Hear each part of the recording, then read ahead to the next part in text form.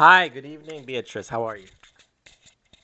Well, hello again, Mr. Moshe. Here we are this beautiful evening. Good to see you, sir. Thank you. How are you doing? Great.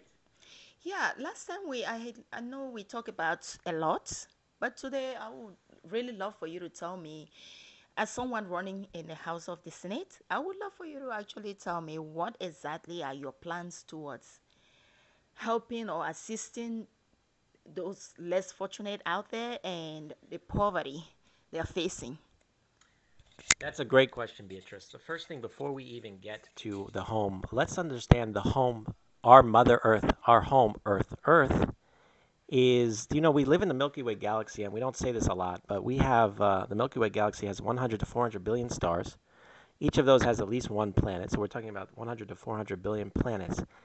The universe has 200 billion, has 100 billion, 200 billion trillion stars and galaxies to 100 billion galaxies. And the point is, at this point, scientists believe that we're actually the only planet with life. There may be water on other planets, but the only planet with life. It's impossible to put your mind around the fact that with the based on the life of the universe, 13 billion years old. That's all that possibility. Mathematically, the possibility of life was so statistically impossible that here we live on Earth. It's an amazing miracle. We don't realize that the Earth is all we have. It's all the universe has in terms of life, even planets. There's no other, probably no other planet in the universe that has life, maybe water. So let's realize that, and we have to take every little plant. We have the plants on the deck here. Even every leaf, we have. If we really understand the universe scientifically and spiritually, we would be we would not even let an ant or a leaf fall. So once you have that idea about the Earth, now we can come back to the United States of America and the state of Maryland. Here we are in Maryland. We're in a crisis. We're not just in an environmental crisis. We're in a housing crisis. Maryland is one of the wealthiest states in the union, in the nation. We have an average in my district. The average family brings home almost 100,000 a year.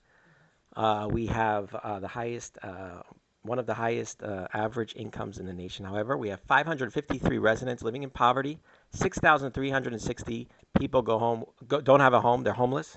250,000 people right now behind on rent. 870,000 people out of 6.18 million. Maryland has 6.18 million in population. 870,000 people are on food stamps. So they don't have enough for food. We're talking about basic canned food, just they literally don't have enough for their family to eat. So we have a huge disparity. The way America has evolved is the income, the money has aggregated to the hands of the few. That has to do with corporate and corporate culture that we have in our capitalist society. I'm not trying to criticize capitalism. It's done a lot of great things, but this is the end result. This is where we are right now. We have a nation of wealth aggregated and concentrated in the hands of the few, and we have many, many people suffering. My term in Senate will focus on alleviating poverty through financial assistance programs, counseling services, job preparation, and networking events. Major environmental programs. We're going to create all of these programs to clean the bay, employing tens of thousands of people, cleaning the water, cleaning the bay, cleaning the air, removing the dirty fuel sources like coal for sure, and slowly even natural gas and petroleum. I don't want to say that people are talking about they're calling these sources of energy evil. They're not evil. They helped they helped the world move forward during the 1800s all the way through the 1900s, industrialize the petroleum and the natural gas. But it's time for us to realize those energy sources have made their uses, and now it's just too dangerous. They're too dangerous for our air, our water, and our food for the future. So they can still have uses for minor uses, but in terms of our energy, we have to move forward. And I have more to talk about, but let me ask you. Go ahead and continue. Okay, so what are your plans when it comes to, helping the less fortunate? What are your plans to eradicate this poverty issue and, whatever you've mentioned? Do you have any plans towards that?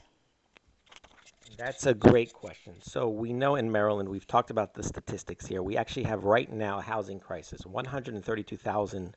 We're missing 132,000 affordable rental units. Now, there are so many people in Maryland. The housing, the value, the average home price is almost $500,000. But the average Marylander can't afford to own a home. Now, we know that the best way to build wealth is through home ownership.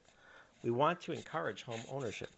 So how do we do that? The problem is right now people either can't qualify, they don't have the down payments. So we need to assist them with 100% financing, not 97, not some people. I am a mortgage banker. Some people can't even qualify based on their debt to income ratio and their current situation, their credit score. There's all factors that we look at. We need the state to come in and to pump in that first 3, 5, 10, 20% that will help people buy. If you're renting and you're spending $2,000 a month and you're making 40,000, 50,000, you're spending most of your income on rent, and that's a dangerous. You're not building wealth. So we want to get people right away in their 20s and 30s buying homes. We need to build a whole series of new communities on the Eastern Shore and Western Maryland, environmentally friendly communities of homes between 100 and $300,000. They could be townhomes, apartment complexes. They're just developed either with incentives from the state, so their costs for the developers are still making money, but they're not selling them for 500,000 right off the bat. We have homes here right now. Developers are so greedy that they're looking to build a home for 300,000 and sell it for 800,000 right off the bat. That's not what we can do here. We need to have developers that are part of the solution, not just trying to make money. And we also know that in the city of Baltimore, there are a lot of abandoned townhomes, so we can redevelop all those. Hogan did a good job trying to sell those, but it's still, look at Baltimore, it hasn't been fixed. So right now, what they want to do is renovate those townhomes and create, people can rent or they'll buy those homes at an affordable rate and then renovate them. That will renovate the whole inner cities in Frederick as well. But we really, just having townhomes throughout inner city Baltimore is not going to fix. We need really more larger apartment complexes, and then we need new development. Now, with COVID, it taught everybody they can work at home remotely. The internet changes the whole dynamic. So you can have a home in the middle of Salisbury, Easton, Cumberland. You can work for a company right in Baltimore or in Washington, D.C., or anywhere in the world. And you can have a beautiful home, part of a complex at a more affordable rate. You can own, and you can be part of Maryland society and renewable energy, and you can work from home and then come in once a week or whatever you need to do. So that's one of my big things, and I want to next talk about the budget based on where we are today. Okay. Based on the budget you just mentioned, right? Do you have any plans towards that?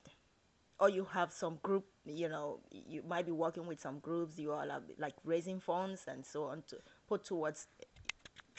Here's the thing: the Hogan budget, which Hogan kept saying he did such a great job with housing.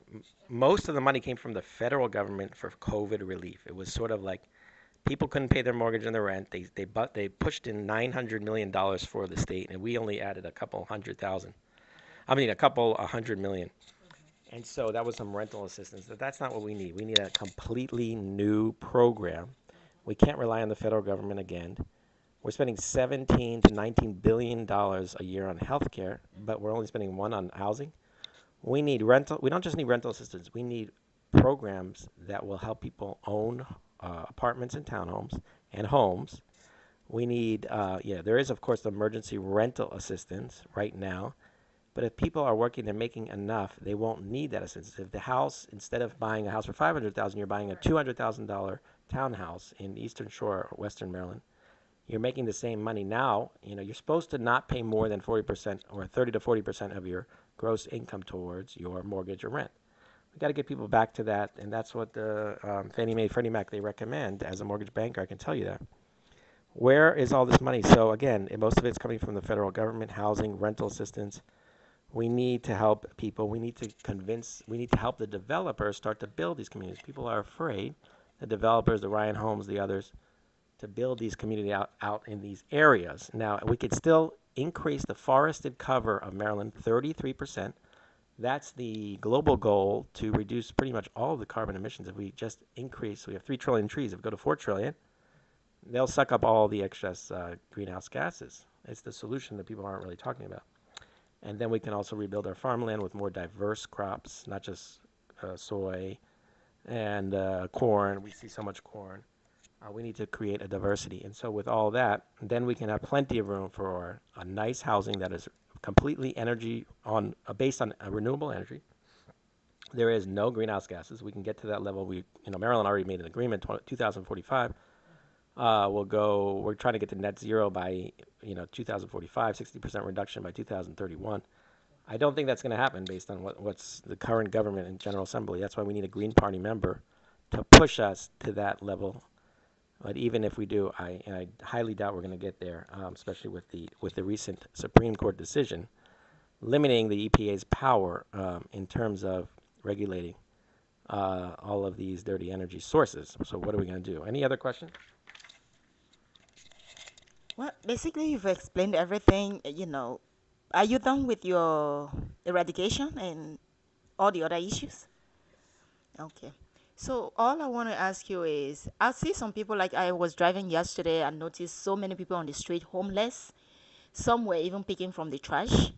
Do you really think, working with the federal government or the state of Maryland specifically, do you think working with them would actually help to, solve this problem? Of course, I believe that our federal government has a lot of power, but I think we as states can take care of the homeless problem. Each state can take care of it. We in Maryland, we have a certain number, 6,000. That's not that many homeless people. We can create centers where you always have a place to stay. You always have food. In India and other countries, there's always places for people. There's ashrams where they can just go and get food. We need to have those same places. There's tons of grocery stores just throwing away food. Just because the expiration date says it's expired doesn't mean the food is necessarily gone bad. That's something that we need to talk about.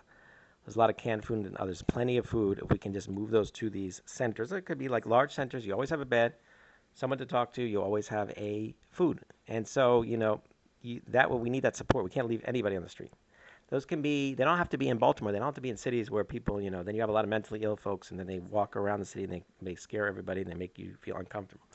They can be also on rural areas, so people can start working on the farms. They lost their job, became drug addicts, alcoholics. Now they can get back on the farm. They can make sure when they're not drinking or taking drugs, and they can slowly get their life back together. And we can also have from step one, you're homeless and you have some food. Then we actually provide the job for you. You're actually cleaning the bay.